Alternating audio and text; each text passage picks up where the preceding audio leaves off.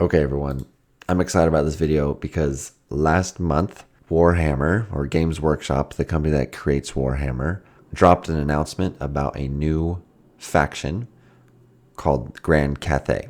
Here's a view of the battalion box that they announced. When I first saw this, my immediate reaction was, this could be an Azish army. It's very close to it, and I'll go through kind of my reasoning behind that. If Warhammer isn't up your alley or you're not interested in building a Cosmere army, think about what you could do with some of these soldiers as NPCs in your Cosmere RPG games. So I'll be pulling from some reference material from the Coppermind about what we know about Azimir, as well as I'll go through 5 reasons why these guys fit well, and then 3 modifications that we could do to some of them to make them fit even better. So as I go through this, let me know if you disagree or agree with me. Happy to have a conversation about this because I think it's really exciting.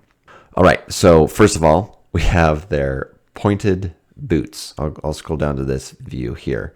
When you look at the book art that details the look and feel of Azish soldiers, you can see that we have that little pointed boot as well, right?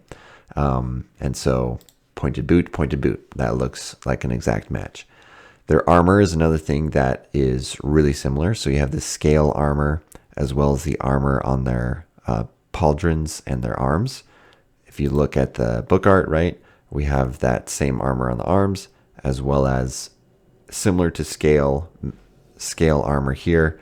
Thirdly, on the Coppermind, it mentions that this Azish soldiers had sashes, very colorful sashes. Their military was very colorful with really cool, intricate patterns. If you look on these units here, we have the sash across the champion here, as well as a sash right here on each of the individuals. You could color it up like in Azimir colors. You could get pretty close to it.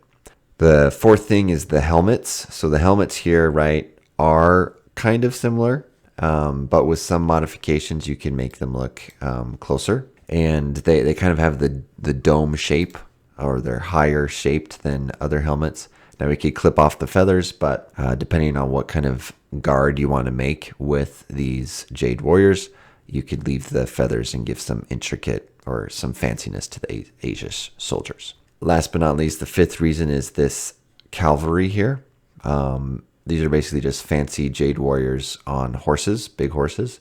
And we don't hear a lot about the Azish cavalry in the books, but I'm assuming that they'll have some. Okay, now obviously we're missing some key features. Like these Jade Warriors do not have an exact match to what we're seeing over here from the book art, but there's some modifications we can do to bring it a little bit more lore accurate. So first of all, their weapons, right? So over here, we have a few options with these Jade Warriors. You either have a polearm that looks like a halberd, if I'll move up here, a halberd, right? And then you have the sword and the shield variant as well. So those are the 2 variants.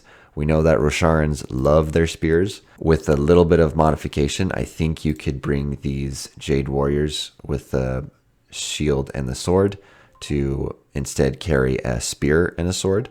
And then these guys with the halberds, you could swap out for a longer spear to make a pike. The second thing is their shields. So the shields on this front, right, just from what I envision, right, I envision more of these tower shields for their heavy infantry.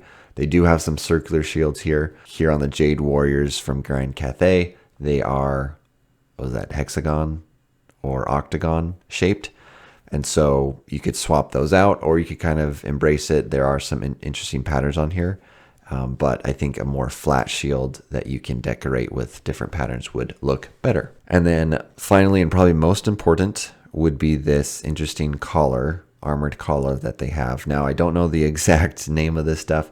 If you do want a really good video of analyzing these Grand Cathay Warriors, I will link a video here to another channel that I came across. Fantastic overview of the cultural influences of this fantasy army. Regardless, this little neck brace, for lack of a better part, would need to go. And so Games Workshops, they do usually put these in multi-part plastic kits.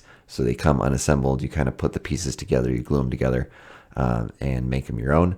I'm hoping that these pieces are separate from the bodies. If not, we'll have to come in and cut those off So this battalion box is not on pre-order yet, but I'm looking forward to any kind of announcement they come out with. I am planning to pick up probably a unit of Jade Warriors and maybe some cavalry if I'm feeling fancy, just to see what they're like.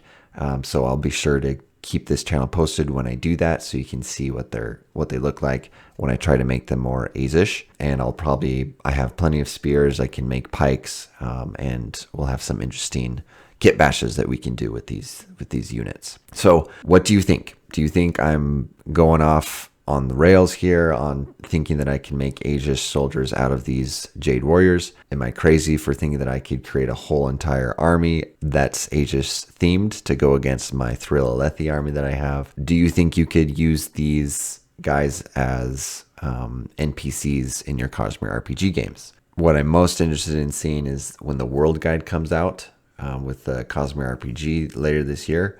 I'm wondering if we'll get more about Azimir, and my analysis here will be totally moot. If that's the case, oh well, I had fun so far. So let me know what you think.